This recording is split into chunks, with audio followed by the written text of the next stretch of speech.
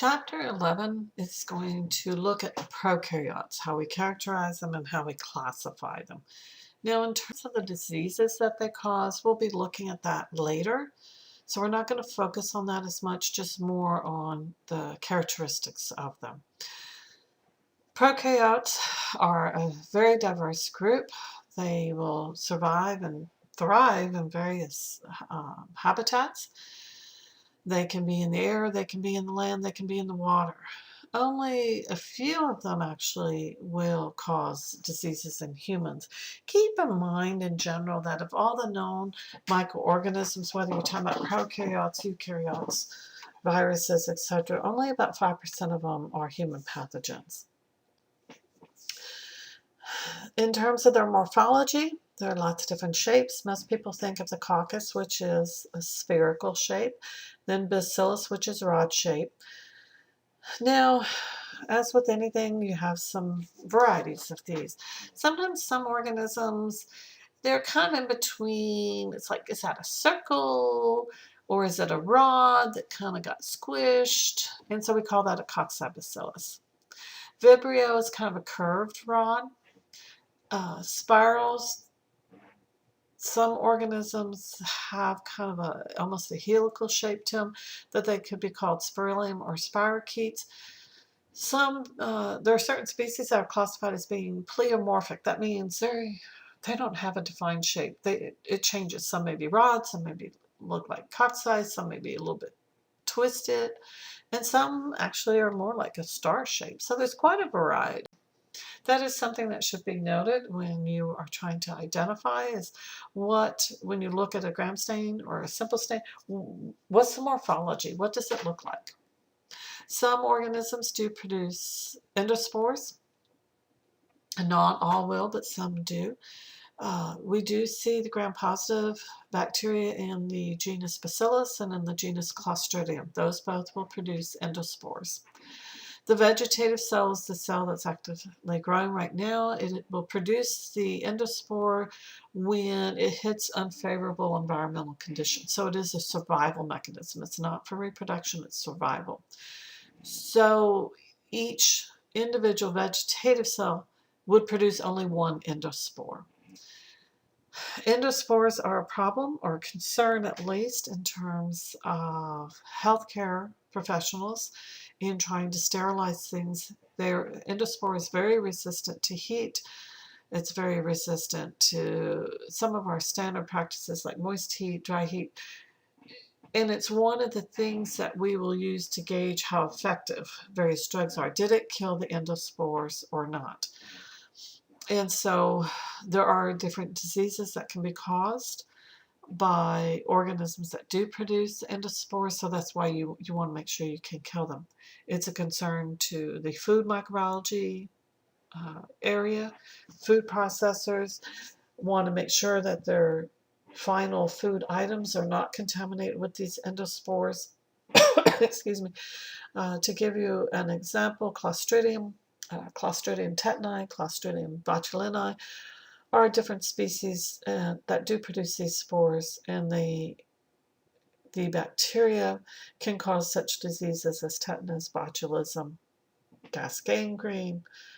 For Bacillus, one of the huge concerns and why it says governments is there is a species, Bacillus anthracis, that does produce an endospore. That is the causative agent of anthrax, so there's concern for that. Not only from a healthcare professional standpoint, but certainly in terms of governments and basically biological warfare. So this is showing in the slides, the vegetative cell is the cell that's actively growing, and then the spores you can see, sometimes they're in the middle of the cell, sometimes they're on the end of the cell, but they're inside the cell. In terms of reproduction with prokaryotic cells, they do reproduce asexually. The main or most common way that they will reproduce is what we call binary fission. Snapping division and budding can also occur with some species, not necessarily all, but some of them. So binary fission, prokaryotes like to keep it nice, short, sweet, and simple. So you have in step 1, you would have a new cell. It's growing, it receives the messages, okay, let's get ready to replicate.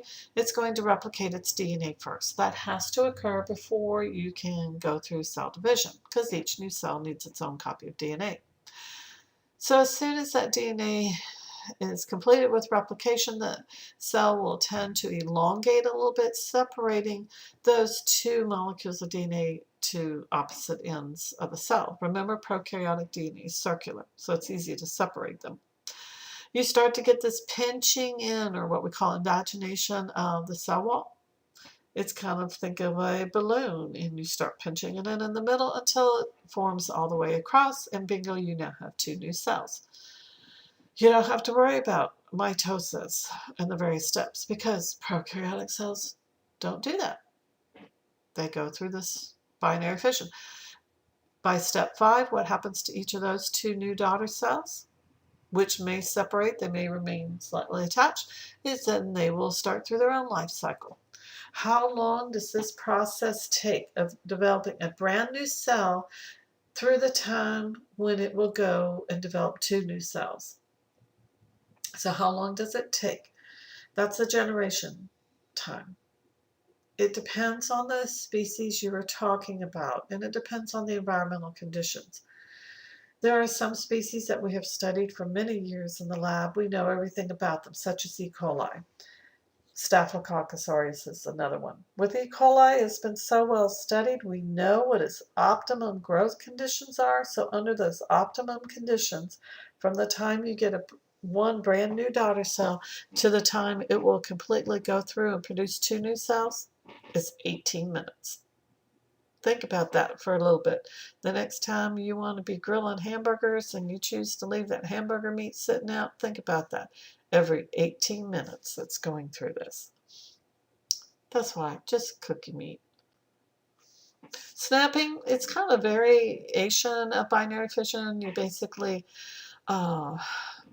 form a new cell wall. The older one's going to literally kind of snap it because it bends a little bit, it ruptures. It's almost like you have a hinge there that you're moving. And then some will produce spores. This is showing a picture of what's known as actinomycetes. One thing you'll notice here that there are vegetative cells and then there are the spores. Actinomycetes are a unique group in that they form these filamentous vegetative cells that almost look like the hyphae on fungi. And indeed, actinomycetes are classified as bacteria, so they are prokaryotic. A lot of people feel they're almost like this link between the prokaryotes and the eukaryotes because they have some properties that are very similar to fungi. When you grow them in a liquid medium, they grow much more like fungi do. They will not turn the media turbid. Instead, you get these little balls, which is how fungi are going to grow in there. So that's why some people say, okay, genetically speaking, they are prokaryotes. But it's like they're this link between the bacteria and the fungi because they do have characteristics of both. For budding, what happens is the cell is growing and you kind of just form an extension off from that. As you can see, you form this young bud. It has its copy of the DNA streams into it, and then eventually that connection breaks between the original parental cell and the new daughter cell. There are some organisms that will have unique variations of the way they will reproduce. Some produce live offspring that emerge from essentially the body of a dead mother. So you have, in this picture, you've got several new cells still enclosed inside the original mother. They never separated from it. The arrangement of the prokaryotic cells, part of it has to do with, number one, keep in mind, we're looking at something just on one level, but there's multiple planes in which cells can divide, and do the daughter cells separate from the mother or not. In other words, just look at the arrangements. In addition to the morphology of whether it's cocci and bacillus. And remember, in microbiology, yes, we're going to annoy you. We don't say circles and rods. We use cocci and bacillus. That would be the correct terminology. And keep in mind also that bacillus with a lowercase b refers to rod shape. Do not use the capital B, because that is going to refer to the genus Bacillus. I know, same word, but once again, I think we're here to annoy you sometimes. Just keep in mind those differences, please. So when you talk about morphology, you're talking about, is it cocci, is it bacillus, is it spiral? The arrangement is talking about what the community or what the group looks like. Are they in singles? Are they what we call diplococci? Just means that you have two of them together. Is it a chain? A long chain sometimes of them. Is it tetrad? Sometimes you will see cocci, especially in tetrads. So you have four of them connected together. Staphylococcus, that is where it looks like a bunch of grapes, that it's in multiplanes like that. And that typically is seen when you grow Staphylococcus from a broth culture, just so you know. You grow it on a solid medium, you don't always get that classic grape-like cluster. The arrangement of the bacilli can also be diplococcus. It can also be in long chains. Palisades, where they line up instead of long end to long end, they're lined up in a row. Sometimes they're more V-shaped. In terms of classification of the organisms, there are three domains for all living organisms to fall into. That's the archaea, the bacteria, and the eukarya. The archaea and bacteria contain the prokaryotes. Eukarya contains the eukaryotic organisms. So this is one way of looking at the bacteria. As you can see, is larger than the archaeas. The archaeas were here from an evolutionary standpoint before the bacteria were. And they tend to survive in a harsher environment, high acid, oftentimes anaerobic conditions where you might think, how does anything survive in this? Well, there's probably going to be some archaeas there. The bacteria, as you can see, you've got your gram-positive bacteria. You also have your gram-negative bacteria. If we look at the archaeas, some of the common features, they do have a cell wall, but it does not contain peptidoglycan. So that is one way you can distinguish between the archaeas and the bacteria. There's two main phylums. They do tend to reproduce by binary fission, budding, or fragmentation. They can be cocci, bacillus, spirals, or pleomorphic. From a medical standpoint, you're probably not going to be studying these because at this point in time, we don't know if any of that are pathogenic to humans. They tend to be studied a lot in environmental microbiology. Just to give you an idea, as I said, they are pleomorphic. This shows some pictures of some of them. And as I said, they're what would be classified as extremophiles because of the environment that they survive in.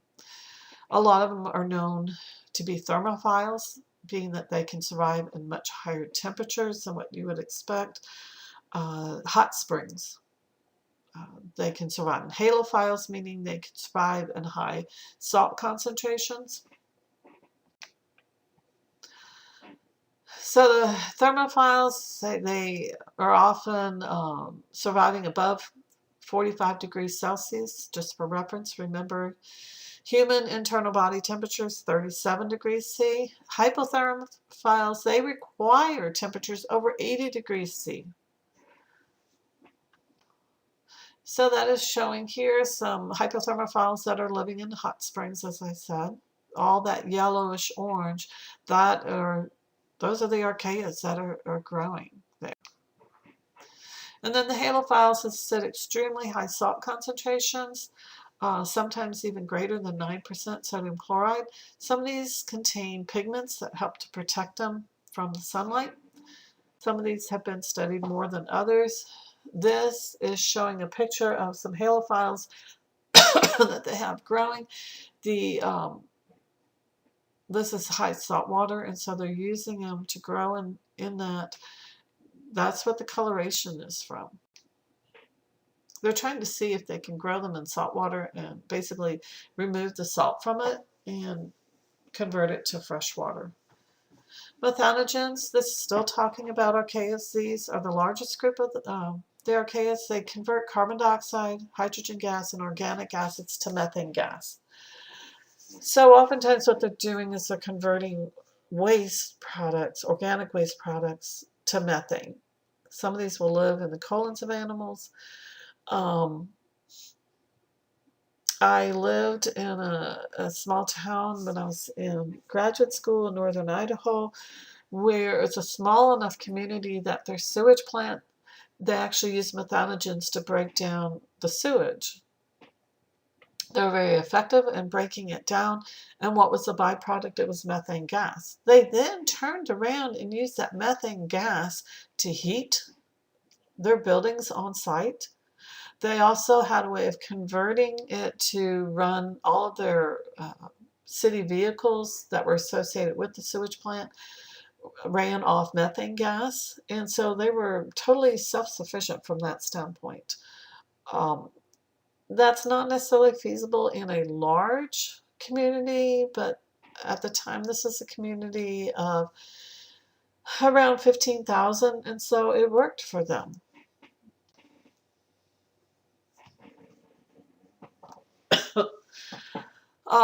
Some of your what we call deeply branching bacteria, these are usually autotrophic ones. They live in these habitats that are fairly harsh, that once again is felt to be similar to the way things were when Earth first started, when life first began on Earth.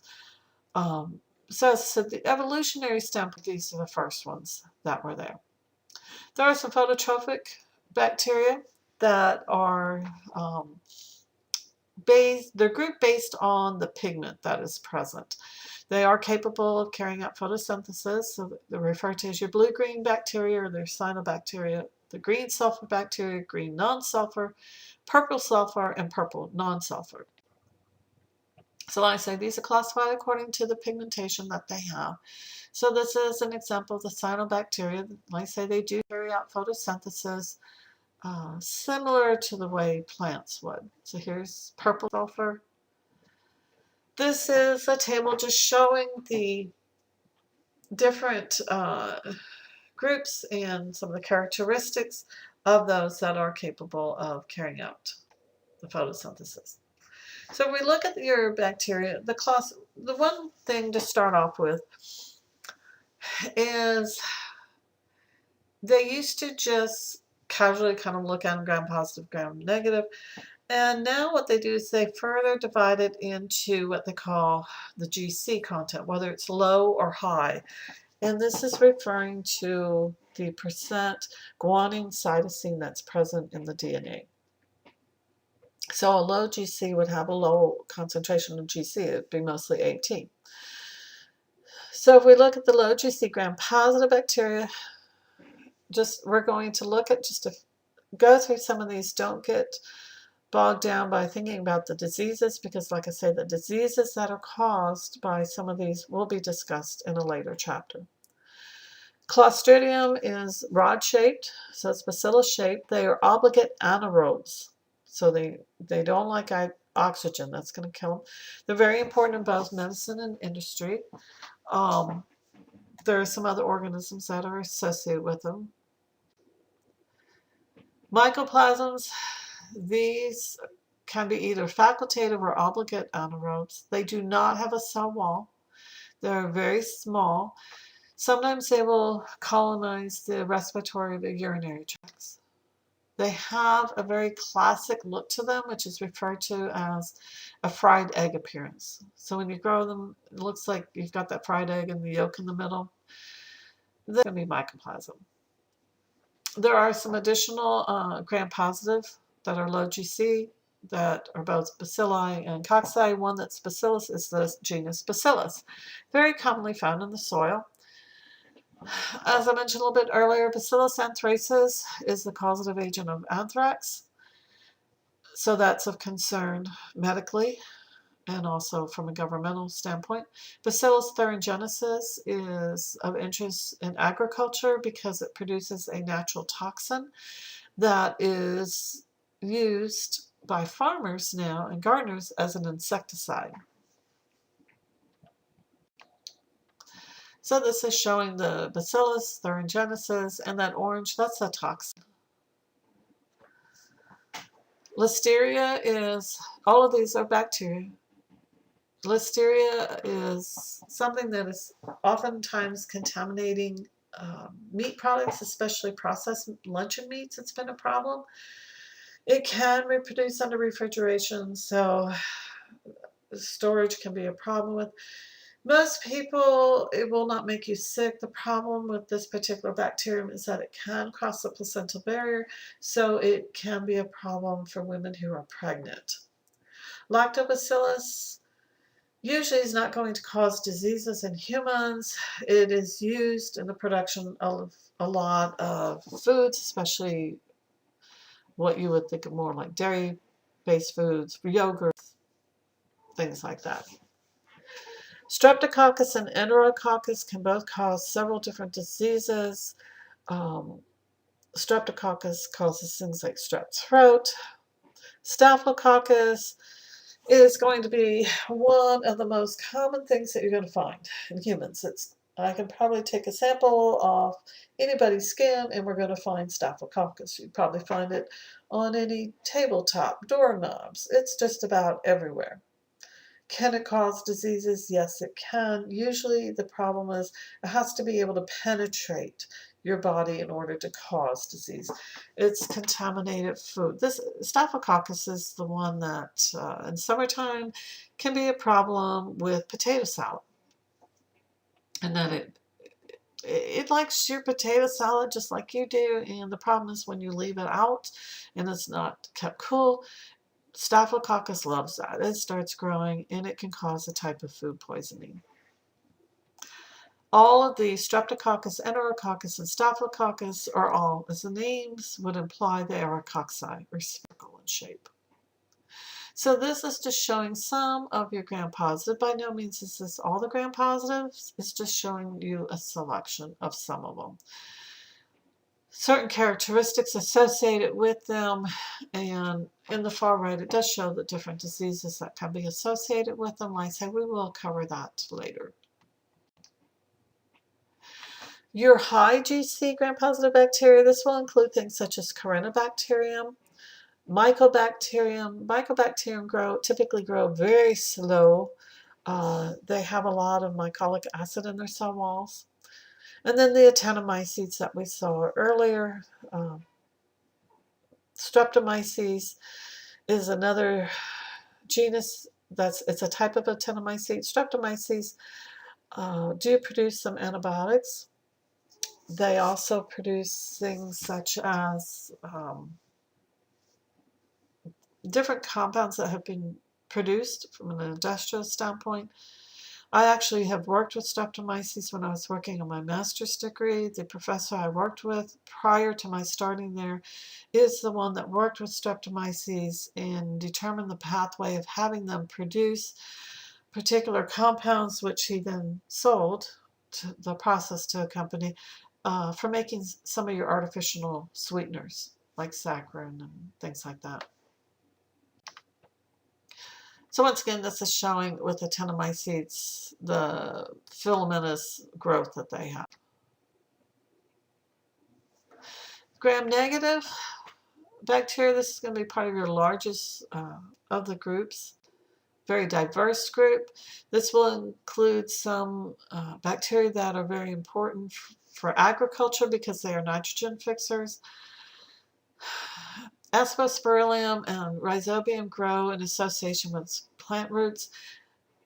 Plants need nitrogen, but they cannot always use nitrogen in the form that it's found in the soil. And so what these bacteria will often do is convert it to a form that they can use. Sometimes these will have flagella on them. Some of them they'll have the persistence, which will help them stick to other surfaces. Rhizobium, they are known to form these nodules on your legumes, like your peas, and it's a nitrogen fixer.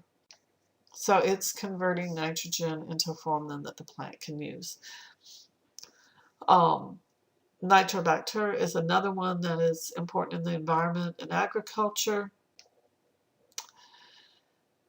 And some of these groups, it does contain, once again, some pathogens such as Rickettsia and Brucella. Both can cause human diseases. As we go through these different groups, it's mentioned some of the ones that do cause pathogens, but they're also mentioning some that have importance from an environmental or agricultural aspect. Campylobacter is kind of unique that it forms this unique shape that we saw earlier. Has a flagella on one end that helps it to move through the environment. It's sometimes found in aquatic systems.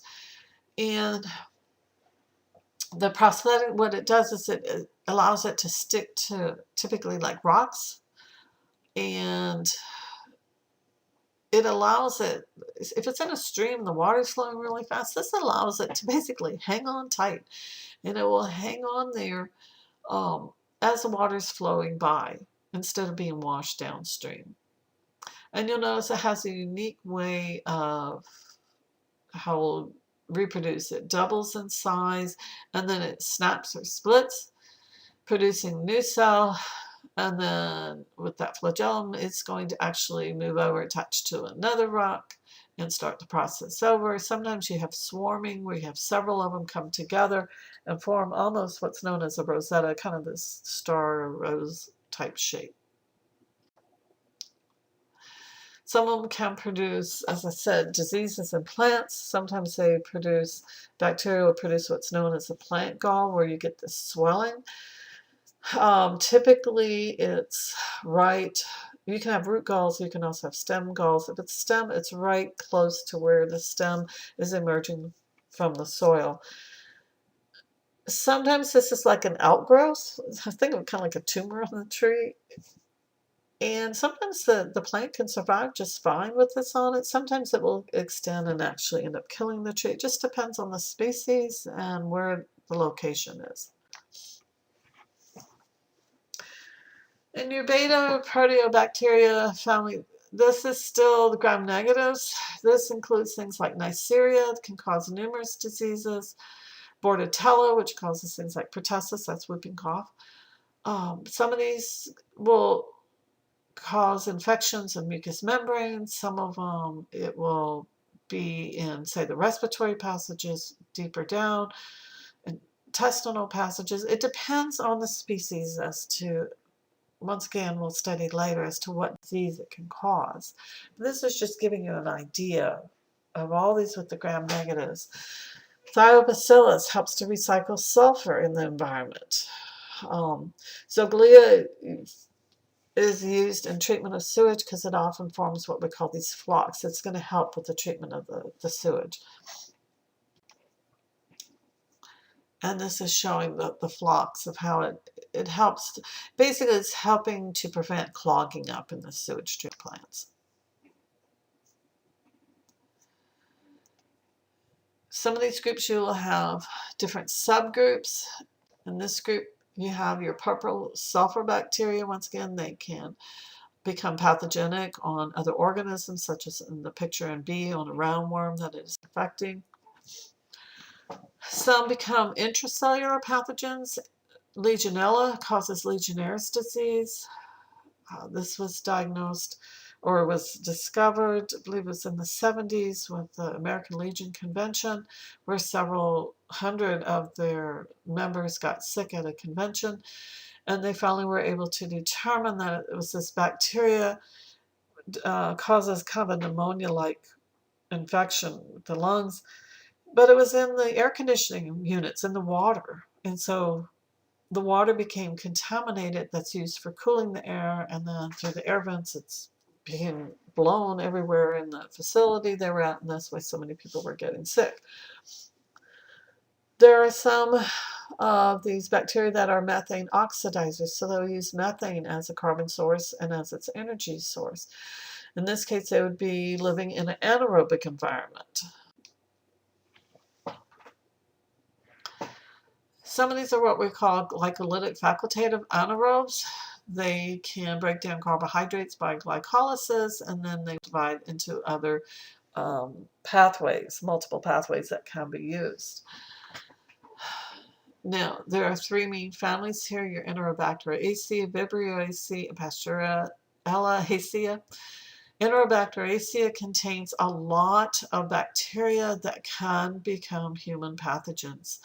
Things such as Escherichia, which most of you would be familiar with, Escherichia coli, or E. coli as we shorten it. Enterobacter, Serratia, Salmonella food poisoning, Shigella, which causes dysentery, Yersinia, which causes the plague, Klebsiella, which can cause pneumonia. So there are a lot of human pathogens that are in this group. Vibrio causes cholera.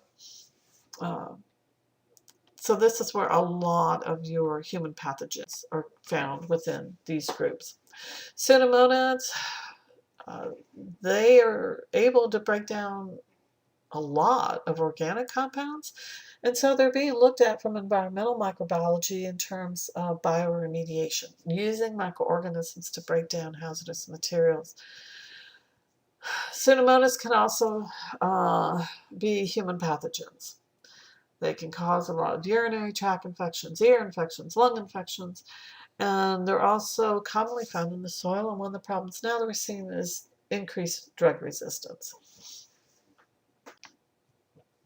Pseudomonas typically has flagella, and so if you do a flagella stain, you can often see some pretty cool pictures where some of them have multiple polar flagella where it's on the end and there's multiple flagella from one side.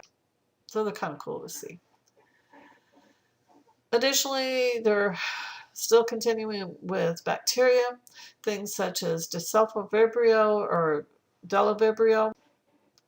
Delavibrio is interesting because it is a very small bacterium. Actually, it is a pathogen of other bacteria. So that's a little different. And myxobacteriums are very small. They initially were thought to be like slime molds. So you have your vegetative cells that are going to grow.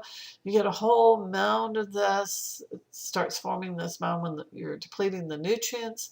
And then they form this fruiting body with the spores on the end that then are released. Each spore then can travel and germinate into a fruiting cell, and it starts this whole process again. In this last group, we have Campylobacter and Helicobacter. And then additional family where we have the Zetaprokaryotic. Only 2 organisms have been able to be cultured. They're commonly found in the ocean. It's hard to culture bacteria or anything from the ocean because, especially as you go down deeper in depth, the pressure increases. And so a lot of those organisms, when you try to bring them to the surface, they essentially pop because of the change of pressure. You're also dealing with, out in the ocean, salt water, so that means they're used to a higher salt concentration. You have to try to match that. There's just a lot of variables that make it very difficult to try to grow them. Chlamydias tend to grow intracellular in both animals, birds, and some invertebrates. It's the most commonly sexually transmitted bacteria in the United States at this time. Spirochetes, these are motile bacteria. They move in this corkscrew type motion. They have very diverse habitats they can live in. The 2 that can cause diseases in humans are your Treponema and your Borrelia.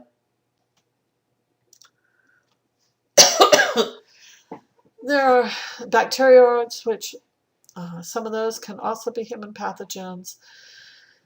They can affect digestive tract. They can also be pathogen on other animals.